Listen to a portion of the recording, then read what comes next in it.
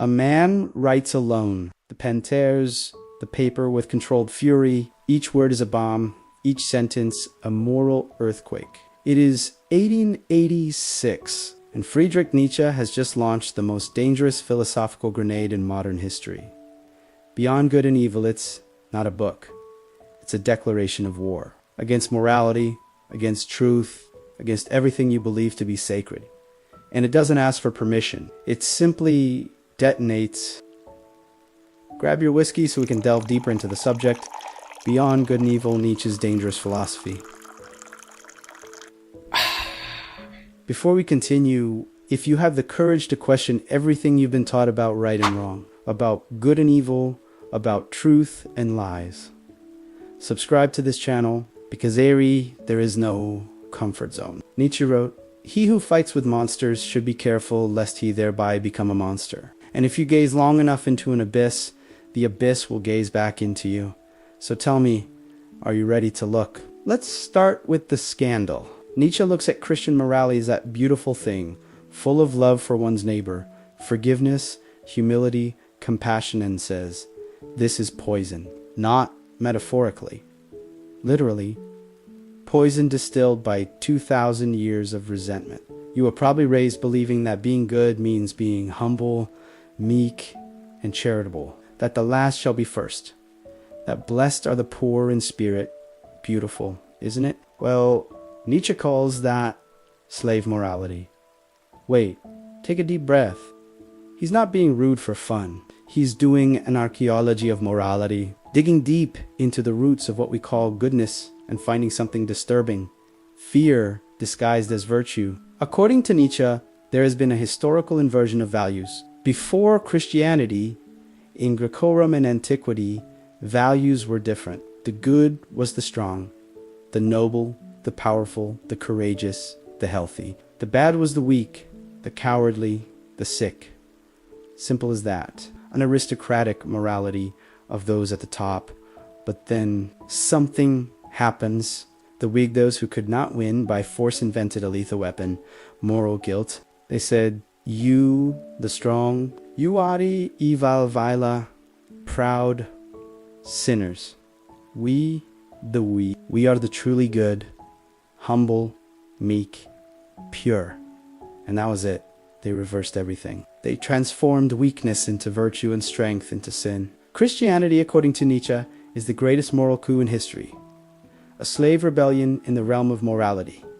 And us. We swallow all this and call it civilization. Think about it. How many times have you felt guilty for wanting more? For being ambitious?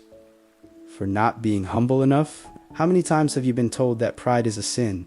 That it's ugly to want to shine? That you should lower yourself to be loved? This is not kindness. This is domestication. Nietzsche writes, in being good and evil, there are no moral phenomena, only moral interpretations of phenomena. In other words, morality doesn't fall from the sky. Someone invented it. And when you find out who invented it and why, everything falls apart.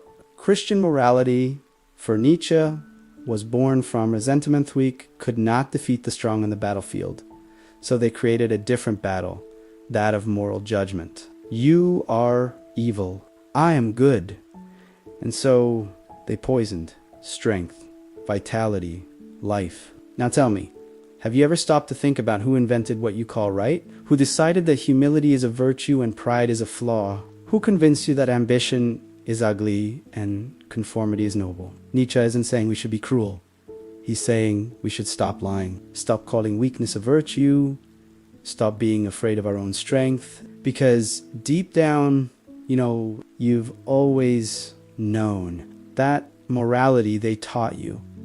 It suffocates you. It imprisons you.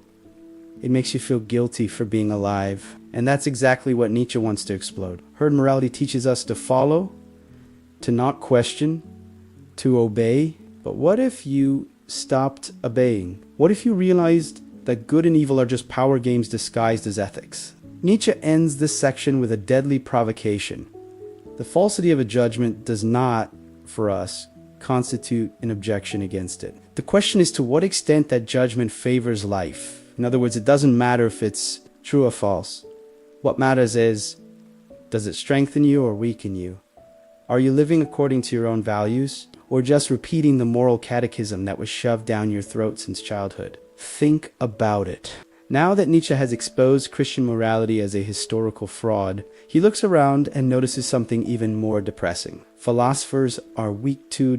Yes, those who should be the warriors of thought, the trailblazers of truth, the courageous questioners, are, in fact, officials of established morality. Socrates, Plato, Kant, Descartes. According to Nietzsche, they are all nothing more than cowardly moralists disguised as thinkers. They don't create value.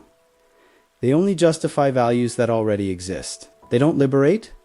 They imprison with sophisticated arguments. And Nietzsche does not forgive. Let's start with Plato, the darling of Western philosophy, the guy who invented the world of ideas, where everything real down here is just an imperfect copy of a perfection up there.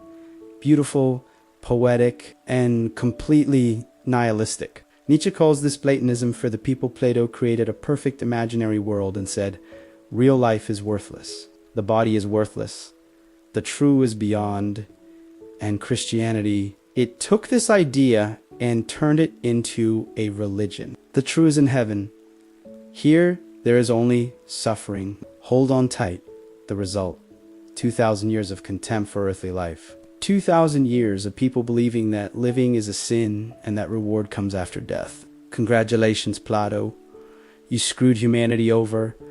And Kant, the guy of pure reason, of the categorical imperative, of universal morality. Nietzsche looks at him and sees a moral bureaucrat. Kant attempted to rationally prove that Christian morality was correct. He tried to give a logical guise to the same herd values. Nietzsche writes, how naive the German philosophers are. Kant, with his Chinese naivete, he's not praising her. Kant said, act in such a way that your action could become a universal law.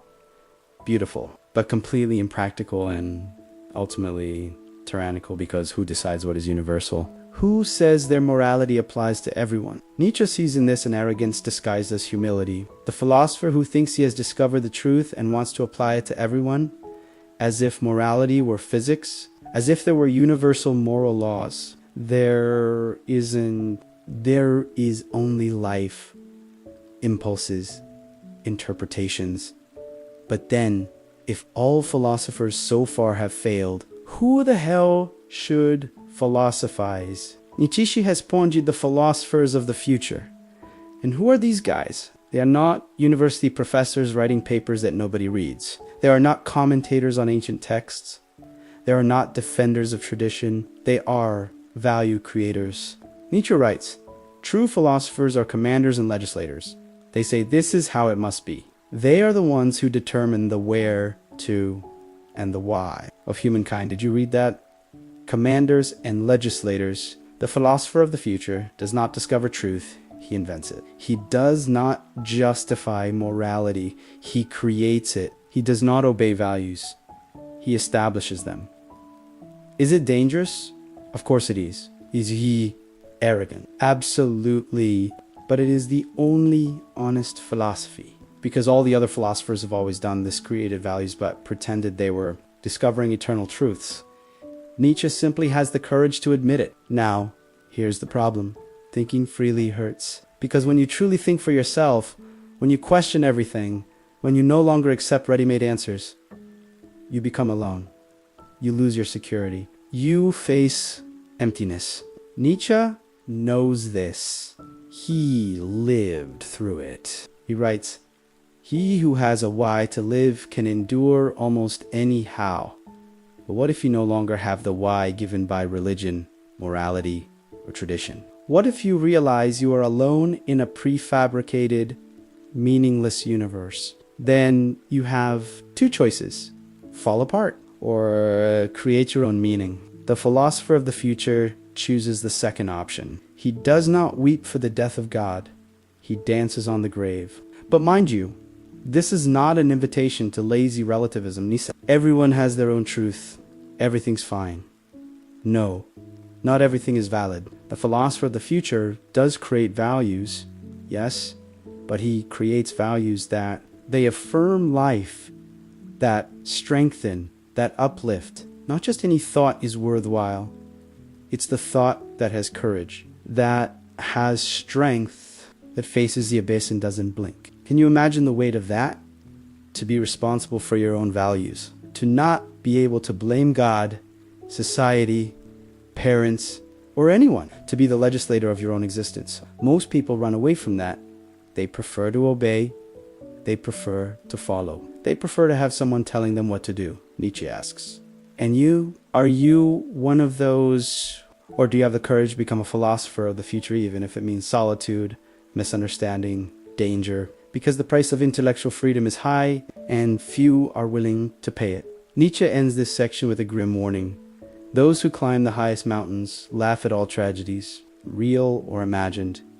Translation: free thought elevates you so much that you look at the world below with its petty tragedies, its ridiculous morals, its pathetic certainties on laugh. But before you laugh, you need to climb the mountain, and the climb is a lonely one. Now we arrive at the beating heart, at Nietzsche's most unsettling secret. That which he saw, and which no one wanted to admit. That which moves everything, you, me, society, all of life. The will to power. No, it's not about dominating others. It's not about being a tyrant. It's not about political power or money, although that's part of it. It's much deeper and much more disturbing. Nietzsche looks at life, all life, from the amoeba to the human being, and sees a single force at work. The drive to grow, expand, surpass, dominate, not out of malice, not out of moral choice, but because that's what life is. To live is too appropriate. To consume, to expand, to subjugate. He writes, Indian good and evil. Life is essentially appropriation, offense, subjugation of what is strange and weaker, oppression, harshness, imposition of one's own forms. Did you read that right? Essentially, it's not a phase. It's not a flaw. It's not something we can evolve to overcome. It's the nature of life. The plant that grows and suffocates the others around it. The animal that hunts. The cell that multiplies. The idea that spreads. The company that devours competitors. You seeking recognition, status, validation. Everything is a will to power. But here's the trick. We lied about it. We say we are motivated by love, justice, altruism, the common good. Nietzsche looks at these beautiful words and sees masks, disguises, well-intentioned lies we tell ourselves to avoid admitting the stark truth. You want more, you want to grow. You want to dominate even if it's just dominating yourself. Think about the person who dedicates themselves to charity. Noble, right? But why do they do it? Because you want to feel good? You want to feel valued? You want moral recognition. You want to be able to say, I am a good person. That's still a desire for power, disguised as kindness. The guy who preaches humility on Instagram with 500,000 followers, the influencer who talks about self-acceptance while editing every pixel of the photo, the politician who defends the oppressed while accumulating power, all driven by the same force. And before you think Nietzsche is being cynical, he isn't. He's being honest, brutally honest. He doesn't say that willpower is bad. He says it is inevitable, pretending it doesn't exist is pathetic. Now, let's talk about what really bothers us. Even morality is a will to power. When someone judges you morally, when they point a finger and say, that's wrong, what's happening? That person is trying to impose their values on you. They're trying to control you. They're exercising power, a subtle power, but power nonetheless. Morality is a weapon. It always has been. The weak use morality to control the strong. You are evil. You are a sinner. You need to humble yourself. This is the will to power operating through guilt. The powerful use morality to justify their dominance. It's the natural order. It's God's will. It's progress. This is the will to power operating through legitimation. There is no escape. Nietzsche writes, in every desire there is, first and foremost, a plurality of sensations. The feeling of being trapped, the feeling of having a goal, the feeling of being in control. To want is always to want to dominate something, even if it's just dominating one's own laziness. Do you want to lose weight? A will to have power over your body? Do you want to learn philosophy? Will to power over your ignorance. Do you want to be loved? The will to power over loneliness. Everything is will to power. But wait, there's more. Nietzsche says that even the search for a truth, that sacred thing of science and philosophy, is a will to power. We want to understand the world in order to control it. We want to be right so that we feel superior to those who are wrong. Are you discussing politics on Twitter? Will to power? Are you reading this script to feel smarter? Will to power. Am I writing this to shock you? Will to power. And you know what's most brilliant about all this? Nietzsche doesn't offer you a way out. There's a number 5-step plan for you to overcome the will to power, because it's impossible to overcome. That's you. The question is not how to avoid the will to power. The question is, how will I exercise it? In a weak and resentful way, or in a strong and assertive way? The resentful person exercises a will to power through moral revenge. He cannot win, so he jades. He cannot create, so he destroys. He cannot grow, so he diminishes others. The strong person exerts a will to power through creation. They establish values. They build. They affirm. They say yes to life, even with all its cruelty and injustice. Now, tell me, when you feel envious of someone, how do you react? By trying to grow until you reach their level, or by trying to bring them down to your level? When you disagree with someone, do you try to understand and counter-argue, or do you just cancel, insult, and destroy them? The way you exercise your will to power reveals who you are. Nietzsche concludes this section with a devastating statement. Life is the will to power, and nothing more. Nothing more. There is no hidden meaning. There is no cosmic purpose. There is no destiny written in the stars. There is only life wanting more life, wanting to expand, wanting to dominate. And are you growing or decaying? Because there is no middle ground. You are either expanding or declining, and the choice, though it may not seem like it, is yours. Everything you've read so far may have bothered you. It may have angered you. It may have made you think, but this can't be right. This isn't the truth. And that's exactly where Nietzsche grabs you by the neck and asks, what the hell do you mean by truth? Because if there's one thing Nietzsche demolishes with sadistic glee, it's the idea that there is an absolute, objective, universal truth waiting to be discovered as if it were a buried treasure. It doesn't exist. It never existed. And deep down, you always knew that. Nietzsche writes one of the most explosive phrases of beyond good and evil. There are no facts, only interpretations. Sit down, breathe, let it in. He's not saying that reality doesn't exist.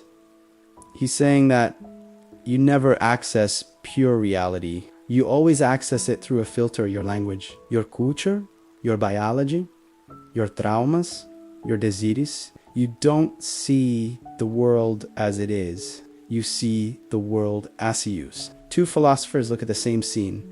One sees order, purpose, divine beauty. The other sees chaos, accident, blind, cruelty. Who is right? Both, neither. It depends. And that is Nietzsche's turning point to perspectivism. Truth is not something fixed out there. Truth is always seen from somewhere, from some angle, by someone with some interest. There is no view from nowhere. There is no point of view of God. You are always trapped within your own perspective. And that, my dear, is terrifying. Because it means that what you call truth may only be the interpretation that suits you. Do you believe in God? It might be because you need comfort. You don't believe in God? It might be because you need autonomy. Do you advocate for social justice? It might be a will to power disguised as virtue. Do you support the free market? It might be selfishness disguised as rationality. There is no firm ground. There is no absolute certainty. There are only interpretations at war with one another. And the interpretation that wins, it is not necessarily the true one. It is... Nietzsche writes, the falsity of a judgment is not necessarily an objection against it for us. The question is, To what extent it favors life. Brutal translation, it doesn't matter if it's true. What matters is if it works. Does this shock you? It should, because it goes against everything you've been taught. You are told that truth is sacred, that lying is wrong, that the pursuit of truth is noble. Nietzsche looks at this and laughs. He says, you are not seeking the truth. You are seeking comfort. You want a truth that makes you feel good. That makes you feel safe. That makes you feel superior. But what if the truth, the naked, raw, undisguised truth, what if the truth was, there is no meaning, no cosmic justice, no moral reward, you will die and rot and nothing you did will matter in 200 years. Could you live with that truth? Most people can't cope, so they invent consolations, they invent heaven, they invent karma, they invent historical progress, they invent narratives that make life bearable, and Nietzsche doesn't judge you for that. He understands, but he challenges you. Do you have the courage to live without these crutches? Now let's talk about the mask, because Nietzsche also noticed something else. Everyone lies all the time, not necessarily malicious lies, but we lie to ourselves about who we are, about what we want, about why we do what we do. Nietzsche writes, every profound spirit needs a mask. We wear social masks, professional masks, emotional masks, and often we wear the mask for so long that we forget what's underneath. Or worse, we realize there's nothing underneath. The person who claims to be rational but is driven by emotions, the person who claims to be fair but is driven by envy, the person who claims to be free but is enslaved by 1,000 little things. How many masks do you use per day? How many times have you pretended to agree to avoid conflict? How many times have you said, I'm okay when you are falling apart? How many times have you performed a version of yourself that isn't real? Nietzsche sees this, and he doesn't judge you, because he knows the truth about oneself is the most difficult of all. It's easier to philosophize about the universe than about your own motivations. It's easier to judge others than to look at yourself in the mirror without disguises. But here lies the abyss. If there is no absolute truth, if everything is interpretation, if we live behind masks, what's left? All that remains is the intellectual honesty to admit, I don't know. Nobody knows, and maybe there's nothing to know. This is perspectivism taken to its extreme. It's looking into the abyss and realizing that the abyss has no bottom. It's continuing to interpret knowing that your interpretation is just one among infinite possibilities. And here Nietzsche does something brilliant. He doesn't give you a comforting answer. He leaves you there, hanging in the abyss of uncertainty. Why that is precisely what separates the philosopher of the future from the traditional philosopher. The traditional philosopher needs certainty. He needs foundations.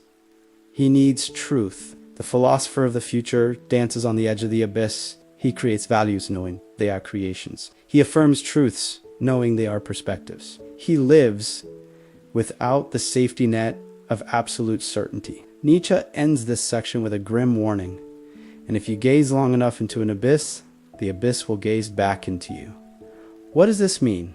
It means that when you truly question everything, when you dissolve all certainties, when you realize there's no solid ground, something inside you can break. It can drive you crazy.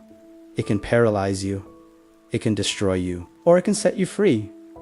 The choice, if there is one, is yours. So tell me, do you prefer the comfortable lie or the terrifying truth? Would you rather live under the illusion that you know, or in the abyss of knowing nothing? Think carefully, because there's no going back. So, edi viari, at the final precipice, at Nietzsche's most radical, most dangerous, most misunderstood proposal. After demolishing Christian morality, ridiculing traditional philosophers, exposing the will to power as the driving force of existence, and dissolving the illusion of absolute truth, what remains? The project of overcoming challenges. Nietzsche doesn't just leave you in the abyss. He shows you a rope stretched over the abyss. And he asks you, do you have the courage to cross it? This rope has a name? Übermensch? The Overman? The superhuman? No, it's not Superman in a cape. It's not the Aryan from Nazi propaganda. In fact, the Nazis understood Nietzsche about as well as an amoeba understands quantum physics. The Übermensch is something else entirely. something much deeper and much more terrifying. It is the image of a human being who managed to go beyond good and evil, who overcame the need for moral crutches, who created their own values, who affirms life in its totality with all its pain, injustice, cruelty, and meaninglessness. Nietzsche writes, "Man is something that must be overcome." Read it again. It must be overcome, not improved, not fixed, completed. Because humankind, as it exists now, is a cosmic joke. A creature trapped between the animal and something greater. Nietzsche calls humankind a rope stretched between the animal and the superhuman. And most people, they remain stuck in the middle of the rope, afraid of falling, afraid of crossing over. And who is this superhuman? It's not a specific person. It's not a biological target. Its existential ideal, it is the one who managed to accomplish the transvaluation of all values. Transvaluation. That word carries weight. It's not just about rejecting old values. It's create new values from scratch. It's about having the courage to say, I no longer accept the values that have been given to me. I'm going to create my own. And I'm going to live by them, no matter the cost. Does this mean abandoning God? Yes, but not in the superficial sense of I don't believe in God. It means abandoning the idea that there is a prefabricated meaning to life, that there is a cosmic moral judge, that there is reward or punishment, that there is justice, that there is purpose. And after abandoning all of that, create your own meaning. Nietzsche writes, "He who has a why to live can endure almost any how." The superhuman finds his own why. He doesn't wait for it to be given to him. He doesn't ask for permission. He doesn't seek external validation. But here's the problem, man. Nietzsche knew this. Most people don't want that responsibility.